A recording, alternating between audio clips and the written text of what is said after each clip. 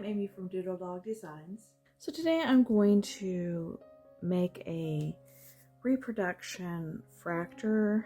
The frakturs are Pennsylvania Dutch art that was created in the 1800s. A lot of times it would have like writing on it and be a birth certificate, a marriage certificate, something like that. But there were also a lot of ones that were just art, and they would be a lot of times birds and flowers. But these are very difficult to find, and the original ones are very expensive. But I really like their primitive style, and I would like to have one in my home, so I'm going to attempt to make a reproduction. So to find an image for this, I'm going to do a Google search for fraktur, and then I'm going to click on images to just look at the pictures, and I'm just going to scroll through until I find something that I like.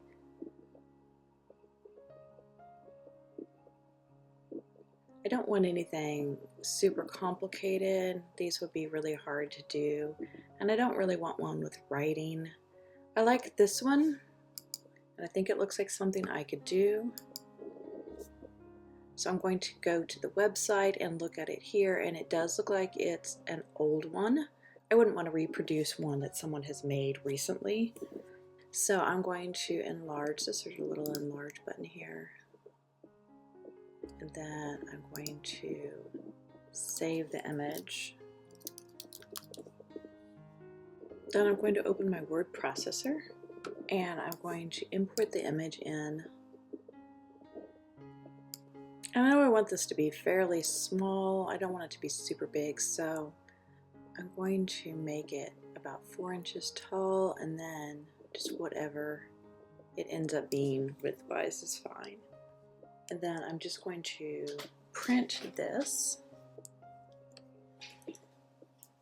I'm going to be doing this on a thicker piece of art paper. I'm not sure if this is watercolor paper or drawing paper, but it is a thicker piece of paper. But before I start, I want my background to have an aged look to it. So I am going to coffee dye the paper. Since my piece is only about 4 inches tall, I'm going to cut down my paper. I don't need to dye this entire piece of paper.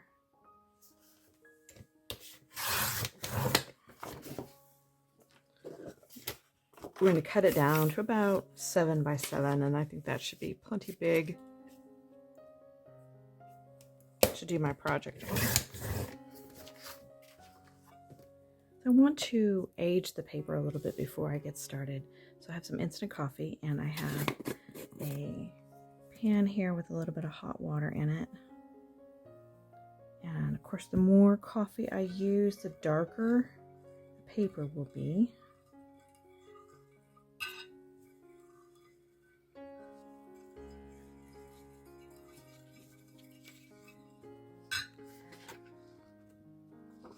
I'm going to just run the paper through the water.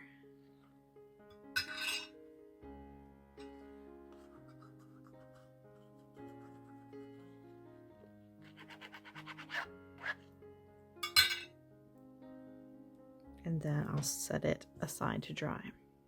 After it's dry, you can tell the difference. This is the undyed and this is the coffee dyed. The next thing I'm going to do is trace the design onto my paper. So I'm going to use some carbon paper, and I'm going to tape it on to the art paper. And then I'm going to tape my pattern, the picture of the fraktur, onto the top of that.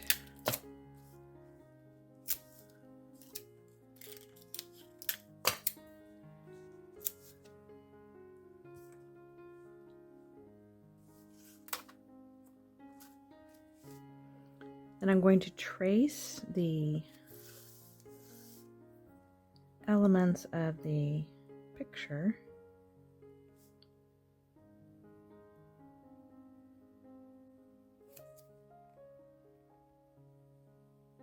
And as I do that, The carbon paper will make a line onto the art paper, and then I can just color in the image.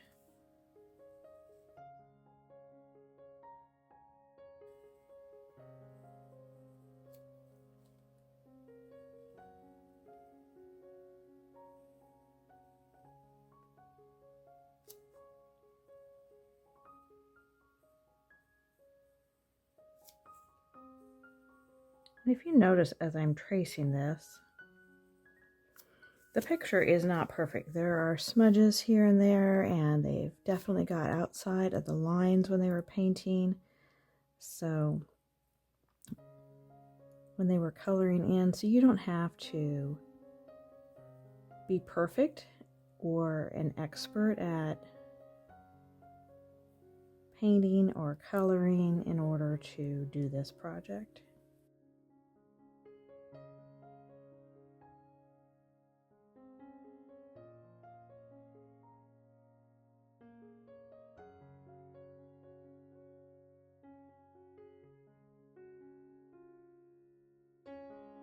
So right now I'm just drawing in the basic design elements. These marks here I'm going to put in later with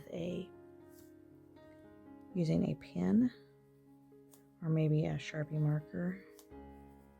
I'm not going to draw in these little red squigglies either, because on the original it doesn't look like those were drawn in with the pen. I'm going to sneak a peek now and see if I can tell if I've got everything. It looks pretty good. I think I've got everything.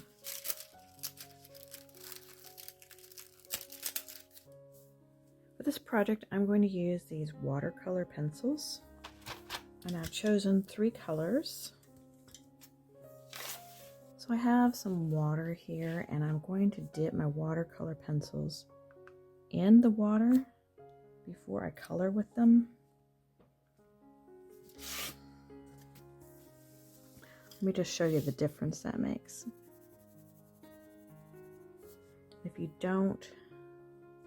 If they're dry, they look more like a colored pencil, and then you could go over that with water to blend it, but I think it's easier in this instance to keep everything separate, to just get the pencil wet first. That will help me control where I'm putting the color.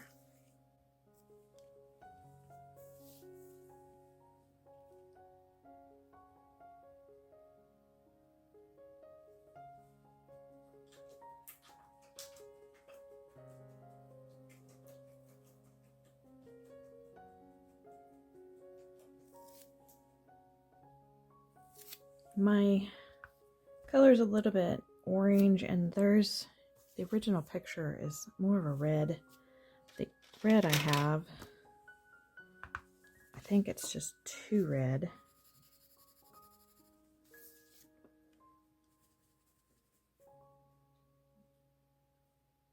Actually, I think I do like the red better.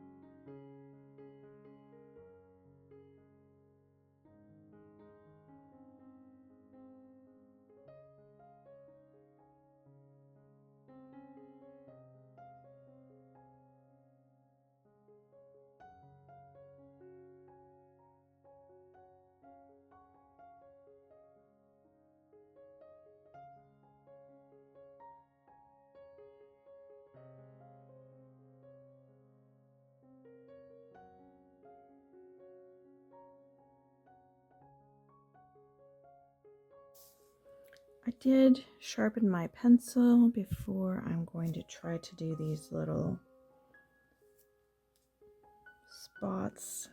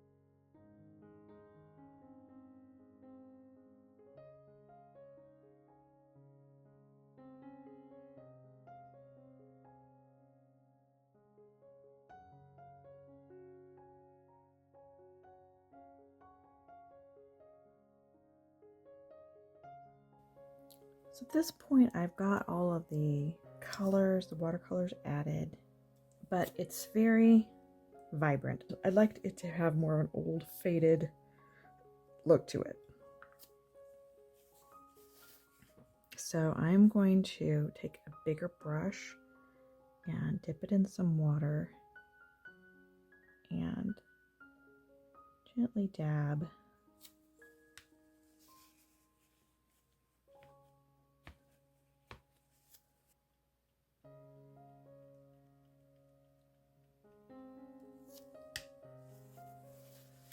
Just dabbing with a tissue to get some of the paint off.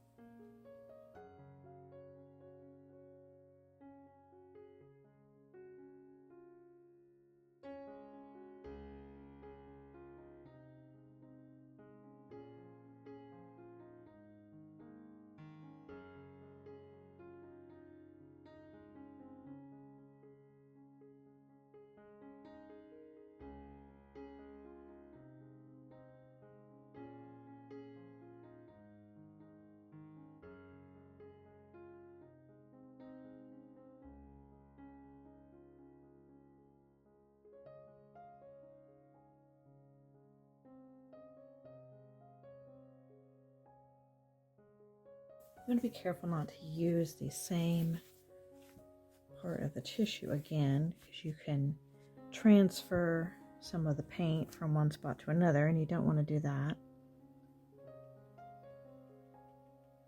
I really like to get this bird a little less vibrant.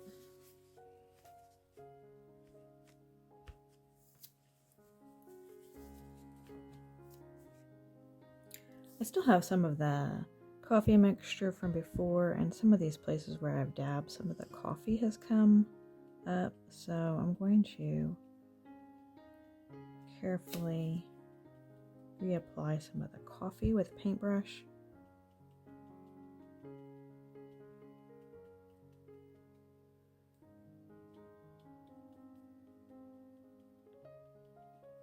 And then let that dry.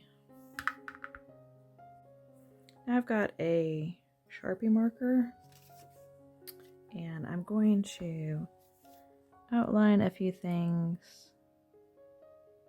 put his eye in, and mainly just make these. So there's squiggles here and some dots, and then the bird has little marks on it. So I'm going to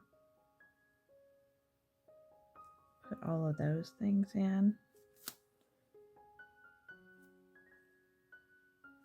You can see after it dried where I added more coffee later, it really kind of gave it a water stain look. So if you don't want a water stain look, I would not recommend doing that. I like that look. I like it to look old.